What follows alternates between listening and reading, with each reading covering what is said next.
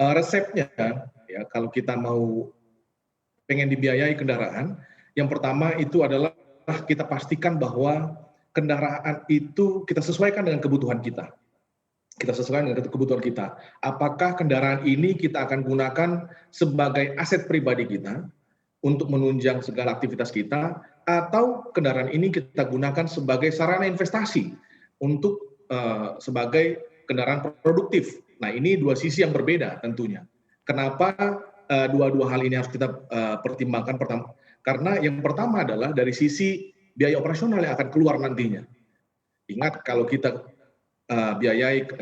pengen dibiayai kendaraan pribadi, tentunya akan muncul biaya-biaya nanti di kemudian hari, termasuk misalnya biaya bahan bakar, ya biaya servis, biaya pajak kendaraan dan sebagainya, ya, dan juga biaya-biaya servis.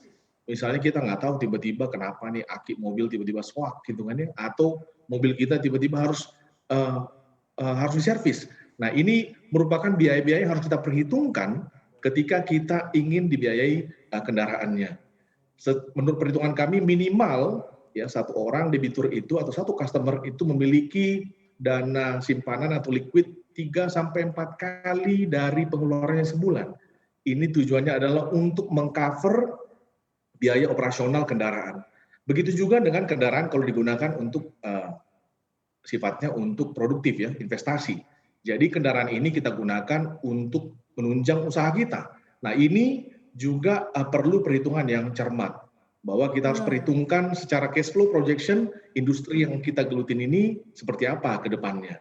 Nah, karena hasil dari kendaraan yang kita biayai ini, hasil dari kendaraan yang beroperasi setiap hari, itu juga yang akan membayar hutang-hutangnya. Nah, yang kedua itu adalah faktor modal. Gimana Mbak Maria? Oke. Nih karena sudah langsung detail nih, semuanya langsung didetailin tadi sama Mas Bragen ya. Nah, kalau seandainya kita coba lihat di kondisi, kalau tadi hasil dari Twitter dan juga di Instagram kita kan ternyata yang ngos-ngosan ada sekitar 50%-an responden gitu ya, netizen ngerasa ngos-ngosan gitu ya. Nah, biasanya nih faktor-faktor apa sih yang menyebabkan akhirnya kita ngos-ngosan untuk nyicil mobil nih? Sebelum nanti kita detailkan nih dari mungkin pembiayaan yang kita punya ataupun tadi modal begitu, yang tadi sambung lagi Mas Bragen, seperti apa? Oke, biasanya yang bikin ngos-ngosan tentunya cicilannya sebenarnya. Ini yang harusnya terprediksi sama customer, pengguna atau debitur, ya di kami sebutnya debitur. Nah, sebelum kita pengen dibiayai, kita ukur dulu kemampuan kita. Kalau kita adalah secara pribadi karyawan atau pegawai, ya, maksimum hutang yang bisa kita keluarkan untuk kredit itu adalah sebesar 35% dari penghasilan kita. Jangan lebih dari situ, karena kalau lebih dari situ pasti ada yang salah dengan pengaturan cash flow kita ke depannya. Jadi maksimum 35%. Jadi kalau ada hutang kita lebih dari 35%, artinya kita harus tutup hutang-hutang mana yang bisa kita tutup supaya maksimum pengeluaran kita untuk kredit kendaraan itu atau kredit yang lain, total hutang kita 35% dari penghasilan kita. Kira-kira begitu Mbak Maria. Dan biasanya sih itu yang bikin ngos-ngosan debitur.